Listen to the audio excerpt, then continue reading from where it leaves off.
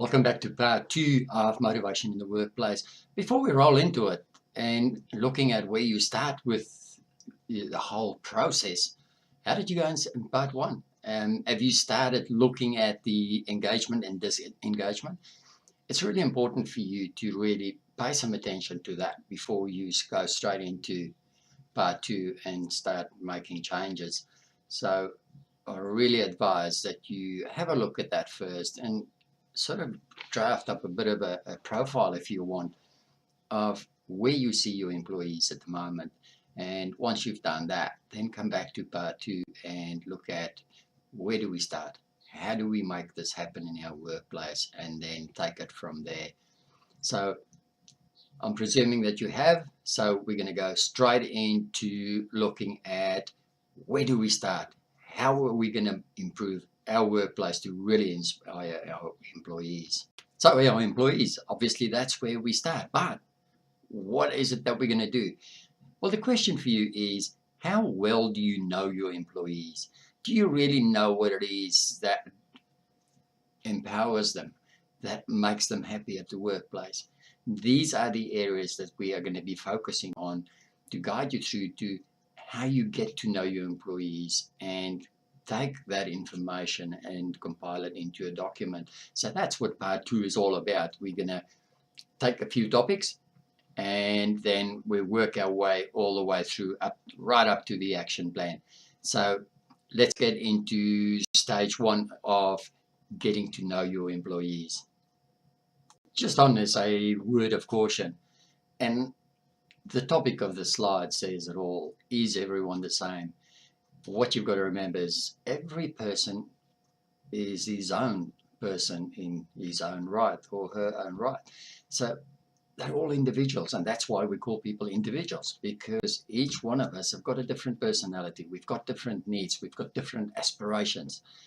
So there is not a one size fits all when you come to motivation in the workplace. You can't just simply go and take a package off the shelf and try and impose that on your employees and think that that will create the environment in which they will be motivated.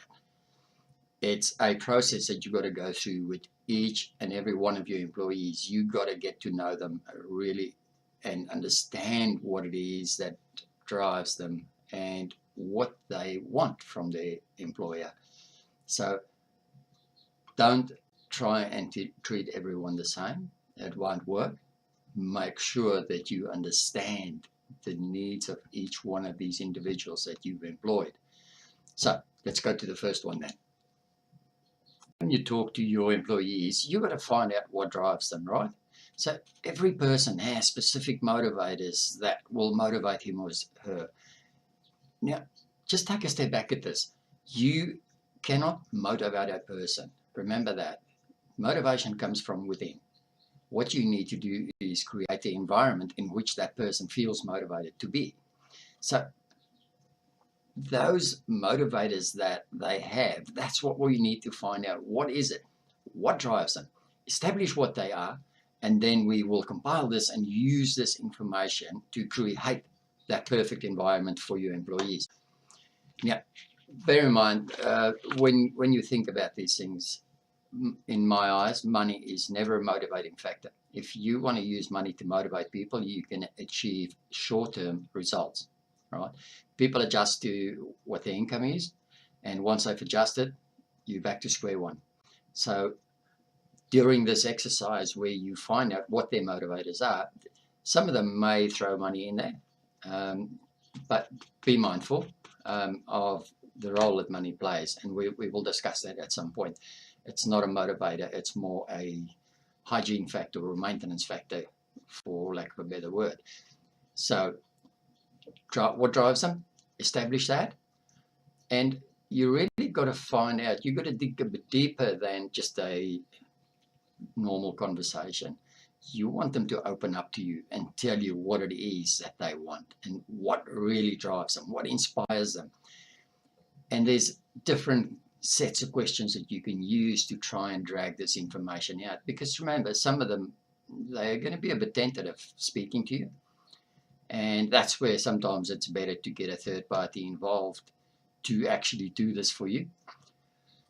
But I'm not saying that it can't work if you do it yourself, provided you can get them to open up and talk to you and really tell you how they feel and what they would like to have and what they would like to achieve. What are their dreams? What are their goals? What is it that they want from both work and life? Because this is the information that you need to actually put to work in your workplace. So that covers what drives them.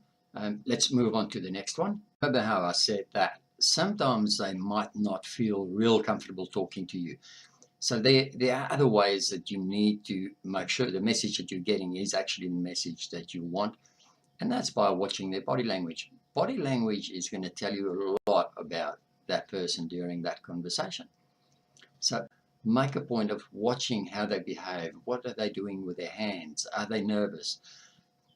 Get them to relax. And once you spot these signs, calm them down and tell them that this whole exercise, this discussion that you're having with them, is not to find out if they're doing the work. It is to find out what you can do for them to make it better at work. And it's crucial that they get this message, because otherwise you're going to end up getting information that's not going to tell you who this person is. They're going to try and tell you what they think you want to hear. And that's not the information that you want. So pay attention to the body language. There's some subtle things that you need to be aware of and see how they react, and especially while they're giving you their answer on a specific question. Their behavior will tell you a lot about that answer, if it's a genuine or is it one that they're going to give you because they are scared of your reaction to the answer. So pay very close attention to this body language component, because it's going to be vital for you during your assessment. So once you've gone through all of these questions with them and getting to know them and asking all these questions to try and find out what they want from the workplace. Now remember, I only touched on what drives them, but there's a lot more that you need to focus on, and I'll just briefly touch on them here in this section. But you want to know what drives them, you want to know what makes them happy, you want to try and find out what particular job it is that they really enjoy, how do they fit in the team, how do they view their colleagues, their reactions to you bringing people into the team that might need training. So there's a lot of questions that you need to be asking during these interviews to really get a feel for where this employee sits in terms of what they feel at work. Once you've gathered all of this information, that's when you need to start analyzing them, and then you break them down into the nice to have and the must to have and the could haves. So the key that you need to really focus on is the type of information that you're going to get. So make sure that when you ask these questions, you are focused on exactly what it is that you want to try and drag out from them. So don't just take one question and say, all right, so what drives you at work? And they say, oh, I don't know. And then you sit there and you look at them and you go, oh, how do I react to this? Okay, so make sure that you are prepared and do a list of questions up for you and work through those questions, and try and keep your questions open-ended, obviously, because you want an answer. You want them to not just say yes or no. There will be cases where you put one of those questions in, a simple yes/no answer, and generally you need to follow that with a why. So let's take an example. Do you enjoy being at work? No. Why? Okay, now you've put me on the spot, and now I've got to explain why I answered no. So these are the things that you want to make sure during your whole process of getting to know your employee. And there's a lot of things that you need to try and establish as well, not just work related. What is this person's personal life like? Have they got serious problems that is affecting them at work? You might not be able to fix that, but it's good to be able to know about it and just ask them how they are. Is there anything that you can do for them? And generally they're going to say no because they don't want you to be involved in their personal life. But to them, it gives them someone else that's willing to listen to them. And sometimes that's all they need. So make sure that you prepare yourself, get to know your employee from every angle that you can, because this information is what you need to take you through to the next stage. And we're going to delve into that a little bit now, but make sure you analyze your information, get rid of the totally absurd expectations, like I want a Ferrari or as a company car. We know that's not going to happen now, so you take them off the table straight away. Focus on the realistic expectations and then analyze that. And then once you've analyzed this and you've grouped them up, we're ready to move into the next section, which we'll do right now. Okay, so now that you've analyzed your information and you've made a pretty sensible list out of all these answers that you got, you need to take these documents now and measure them, or these needs or expectations, and measure them against your workplace. How do they fit in your workplace? What expectations can be implemented in your workplace? Because remember, it's not going to be able, or you won't be able to implement absolutely everything that you got from these sessions. It's sometimes it's just virtually impossible to do right away. But the key is, if you go on this path of improving and altering workplace behavior, it's important that you do implement some of these recommendations you're going to be getting from your employees. Don't just use it as a window dressing exercise and not implement anything at all, because that'll have exactly the opposite effect. It'll turn them against you 100%, because they then start believing that you've promised them something and you never delivered on it. Okay, so the key is to understand these expectations, look at them. How do they fit in your workplace? And how do they fit in your business as a whole? What would these recommendations that you got, what would they do to add value to your business? Because at the end of the day, it's not a one-way street, right? We want to make sure that we get our employees engaged. We want to get them inspired, but we also don't want to go 90 degrees off the tracks from what our business purpose is. What is our vision and our goals in our business? So we've got to make sure that we align these things. And then you go through all those expectations and you say, all right, what number of these can I implement in my business? Would it be adding value to my business? How would it impact on my employees? How would it impact on all of them? If you make one change, remember that change may affect everyone. Not all of them will, but some may affect everyone. So you've got to be very mindful as to what it is that you implement, and make sure that it doesn't have a negative impact on your business. So once you've gone through this list and you've measured these expectations against your business, and you've got a good solid list of the expectations that can be implemented, that's when you are ready to go to the next step and start putting this information into a useful pattern. So let's look at that straight away then. You've got this information and you've measured it against your workplace, and you've had a look at which ones can be implemented. It's time for you to really identify the problem areas. Remember, there are some of these expectations or this feedback that you got. Some of it is really going to hit hard and pinpoint on problem areas that have a huge impact on the morale in your workshop or in your workplace. Identify those problem areas. Then put them into a priority list.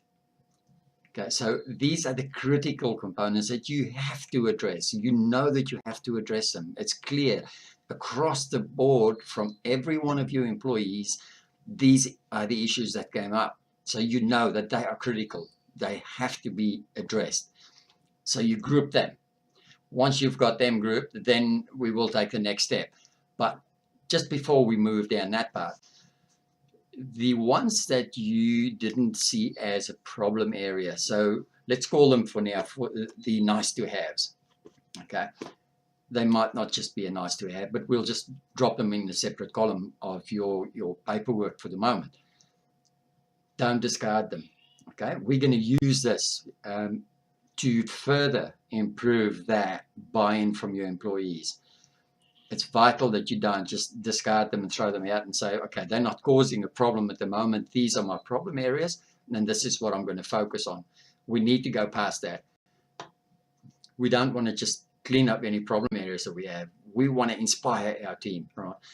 To inspire this team, we're going to have to do more than just fix a immediate problem.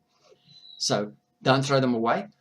You've now identified the critical areas. So what do we do with them once you've got them identified? Most definitely not just going to rush in and start changing things at will to try and fix problems, because we've identified these problems and it's almost like a stage of panic has set in, and we want to address these things straight away. Don't rush into it. Okay, take a step back. You've identified these areas and you've split them into two groups now. So we've got the critical components on one side. Take each one and look at it and say, all right, what actions do I need to implement to address this issue? Write them down. Don't just start changing things. Make sure that you do this in a calculated method. Don't just go overboard and panic and try and retain staff, because if you don't fix these things that your staff might leave, they are now aware of what you are doing. So take your time, go through these problem areas that you've identified, and then write down your actions very carefully. Think about these actions. Think about the impact they're going to have on colleagues. Think about the impact it will have on your business. And that's how you decide the best alternative that you need to put in place to address these critical areas. And once again, once we've gone through each and every one of these areas, there's another step that we're going to put in place before we actually rush off and start changing things. Now, notice how we keep setting up a procedure here. We don't want to address this in a haphazard fashion, because the results will not be what we want. We've got to be pretty calculated in how we address this whole process, because by making one change, you could impact on others and you could be creating new problems. So we've got to be very mindful of what it is that we do, how we do it, how we implement these things. So let's take a look at, once you've identified all these corrective measures and you've listed them all, where do we go from there then? What is our next step?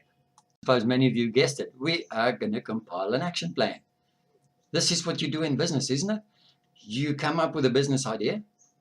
You evaluate what that would mean to your business, both positive and negative, what are the impacts going to be, and then you draft an action plan as to how you're going to approach this. This is no different.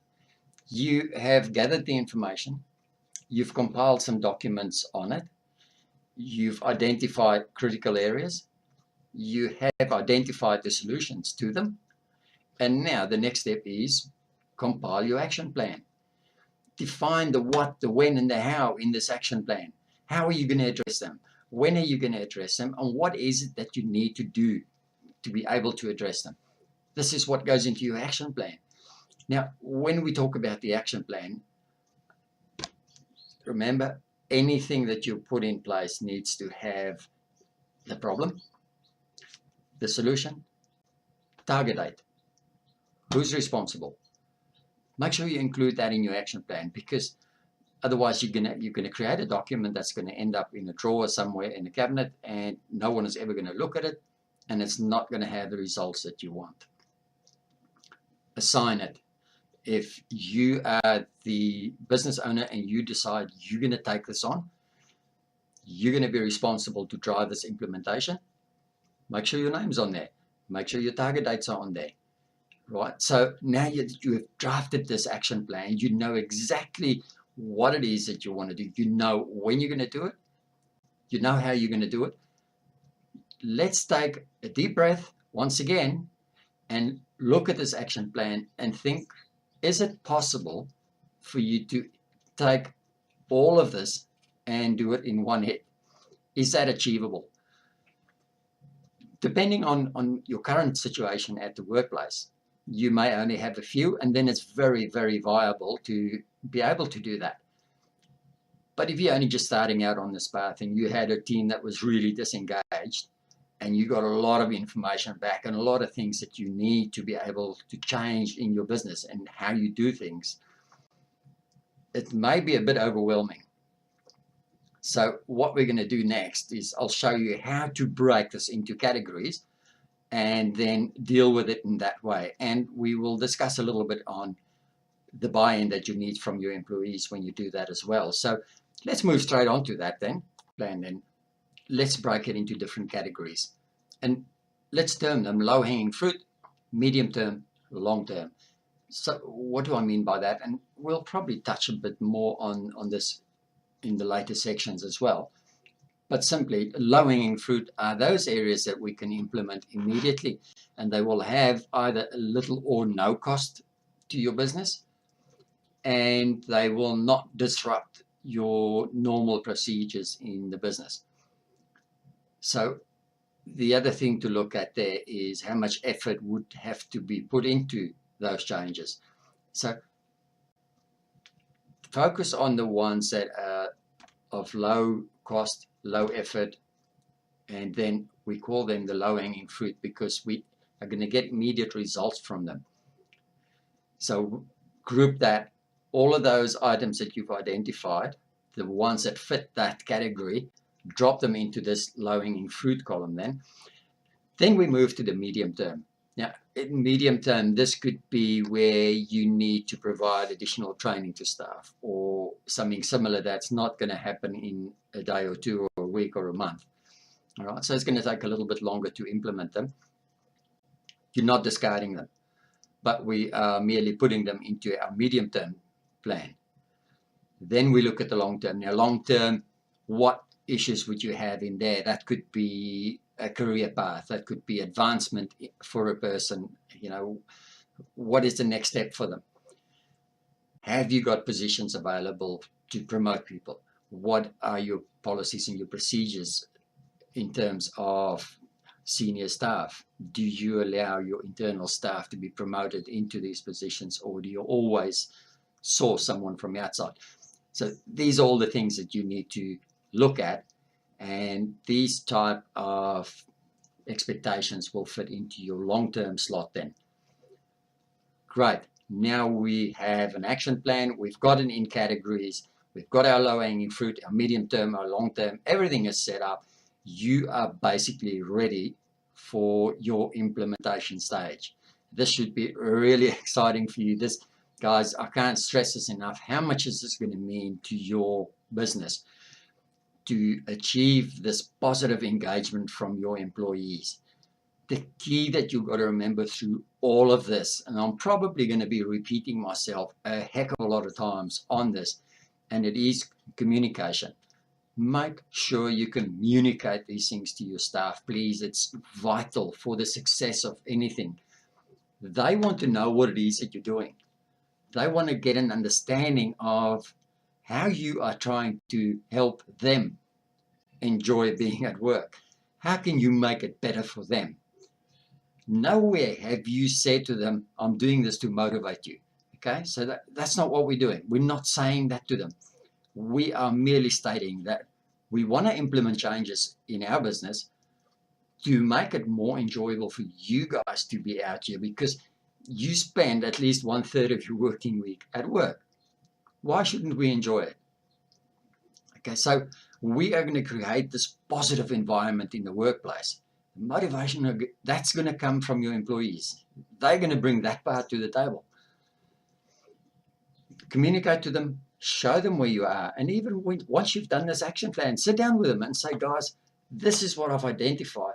This is what I want to do, and this is how we're going to approach it. You know, I can't make all these changes at once, but with your assistance and your buy-in, let's start small and we grow big, right? So make sure that they form part of this whole exercise throughout this process. So where do we go to from here? Before we get too far ahead now, I think it's time for us to wrap up on part 2. because I don't want to get you too far into this process and rushing you. And it's also probably a bit of a checkpoint. How are you feeling at this point? In terms of the information that you got, you're feeling a bit overwhelmed, and you're feeling that this is not something that you're going to do in your workplace. You're going to struggle to implement this. Remember one thing: if you need help with this, give us a call or just send me an email, and let's have a chat and see how I can assist you with your process. Because at the end of the day, what you want is you want this engaged team. But I don't want you to feel stressed out because it's too much for you to do. There's always help available. So don't feel that you're on your own. There's a lot of help available for you, and make sure that you go through the stages of the process.